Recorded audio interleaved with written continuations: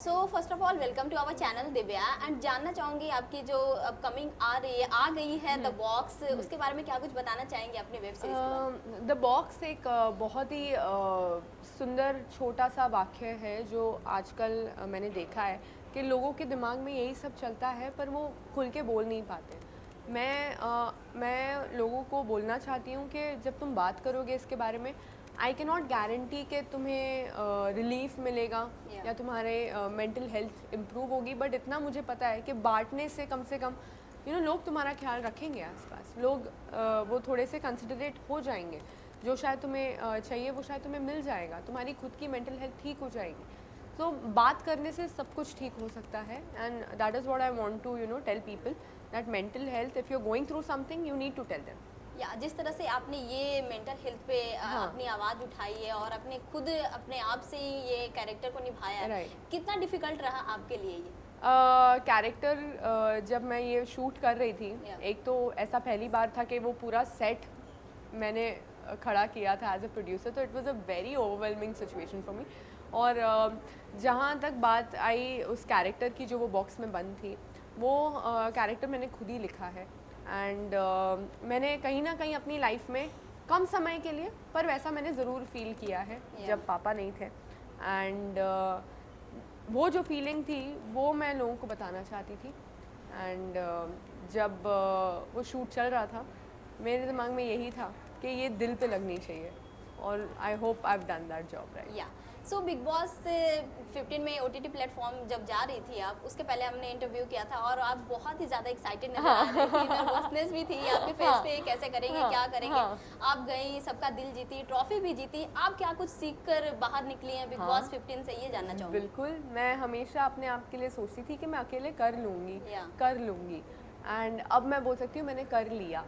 तो I think मेरे लिए बहुत इम्पॉर्टेंट था। मैंने अपनी सेल्फ रिस्पेक्ट का साथ दिया, मैंने अपने आप का साथ दिया, वो बहुत ज़रूरी है एक इंसान में। एंड शो जीतना लोगों को याद रहेगा ज़िंदगी भर, ऑल ओके, बट मैं चाहती थी कि मेरी जर्नी से लोग अपनी लाइफ में कुछ उस चीज़ को यूज़ कर चुके बिकॉज मैं एज अ पब्लिक फिगर, मुझे सिर्फ ऐसा ही एक पब्लिक फिगर नहीं बनना है जो सिर्फ अपना अपना काम करते रहे। मुझे चाहिए कि लोगों के साथ मेरा कनेक्शन बना रहे बिकॉज मैं रियलिटी शो से आई थी तो मेरे साथ लोगों का पर्सनल कनेक्ट बना हुआ था।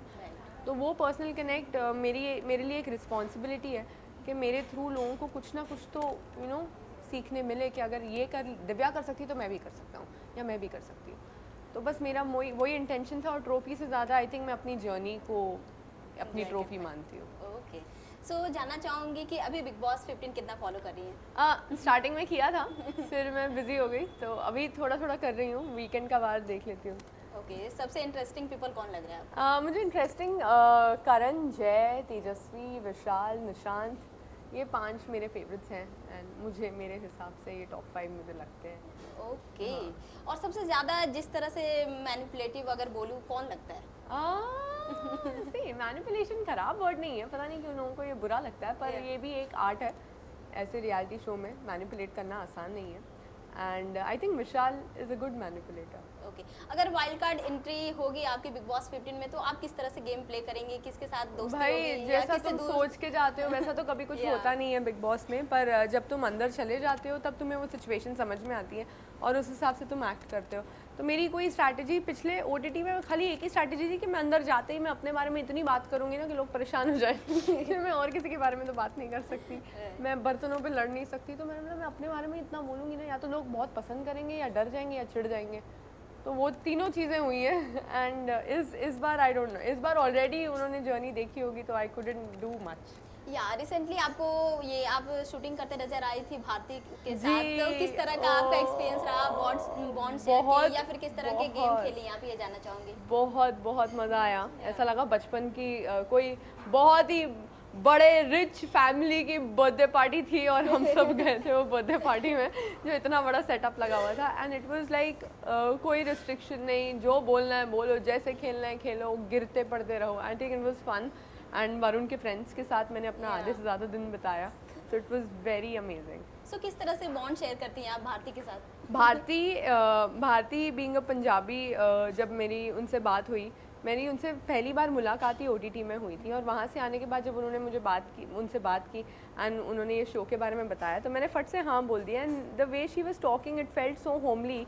शी इज़ लाइक, तू पंजाबी है? मैं क्या हाँ। तुसी अमृतसर दे? मैं क्या हाँ।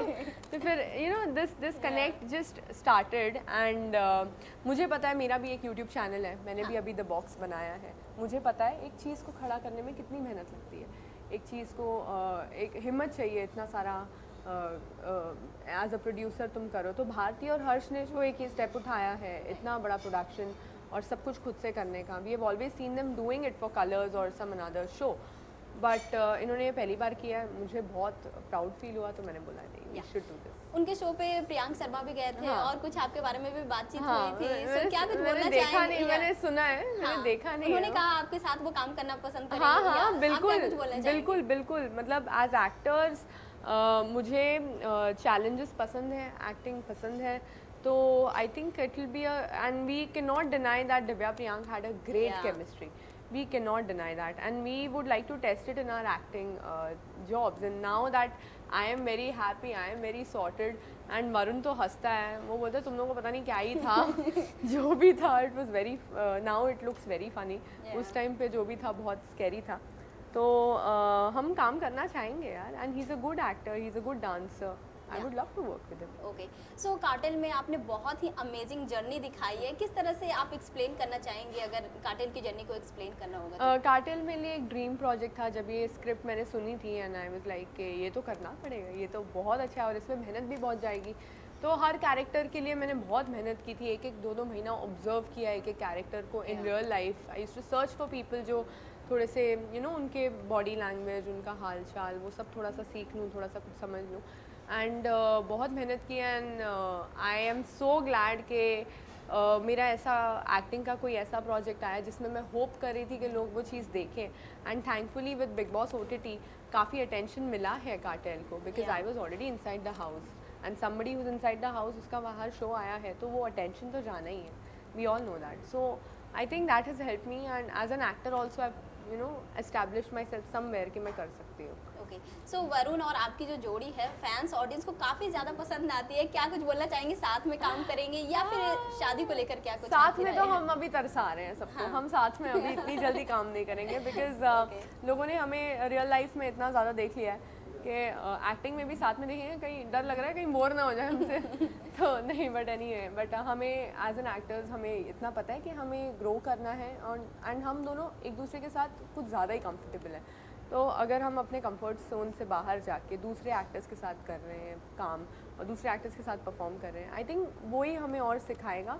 हमें जितना सीखना था एक दूसरे से अब तक वो हमने सीख लिया है, एंड आगे 2-3 साल बाद जब जब हम दोनों बाहर अलग अलग दुनिया से ट्रेन होके आएंगे, फिर मिलेंगे, फिर एक प्रोजेक्ट में साथ में काम करेंगे, तो वो एक्साइटमेंट भी रहती है थोड़ी, हमें काम करने के लिए भी वो एक्साइटमेंट चाहिए, तो टाइम तो लगेगा। ओके, सो शादी को लेकर क्या कुछ डिस्कशन होती है आप? होती रहती है, ऐसी कोई स्ट्रेस नहीं है, वो बहुत होता है, बहुत सालों से हो रहा है, पर यही है कि कुछ गोल्स हैं कि एक अच्छा खासा घर हो जाए, हमारा खुद का घर हो और हम लोग थोड़े से सिक्योर्ड हो जाए, उसके बाद विल टेक स्टेप। ओके, सो अभी फेस्टिव सीजन चल रहा है, किस तरह से दिवाली सेलिब्रेट करने वाली हैं आप? दिवाली मेरी हमेशा ही बहुत सिंपल होती है। Diwali for me is a very homely and ऐसा घर का माहौल, घर बदला बदला लगता है। दिवाली में हमेशा आपको घर बदला हुआ लगता है, लाइटिंग्स इतनी होती है, दिए इतने होते हैं, तो घर पे ही रहूँगी, ज़्यादा कहीं बाहर नहीं जाऊँगी। ओके, सो जानना चाहूँगी दिवाली में जैसे दिए या फिर लाइट को लेकर ही चर्चा होती है, आप किस तरह से लाइट को एक्सप्लेन करना चाहेंगे अपने लाइफ में? दिव्या का मतलब कोई कोई लैंग्वेजेस में लाइट है, तो लाइट मेरे लिए, दिया मेरे लिए एक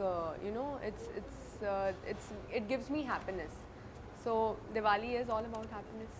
ओके, एंड लास्टली क्या कुछ ऑडियंस को मैसेज देना चाहेंगी आप दिवाली में? ऑडियंसेस के लिए मैं यही कहना चाहूँगी, हैप्पी दिवाली एवरीबडी, एंड आप लोग प्लीज़ सेफ रहिए, प्लीज़ पटाखे ना फोड़िए, एंड डॉग्स होते हैं स्ट्रीट्स में, वो बहुत डर जाते हैं, सो आप वो मत करिए। पोल्यूशन भी हो रहा है, क्यों करना है? घर पे मिठाइयाँ खाओ अच्छे से, वेट की टेंशन ना लो, अच्छे से मिठाइयाँ खाओ।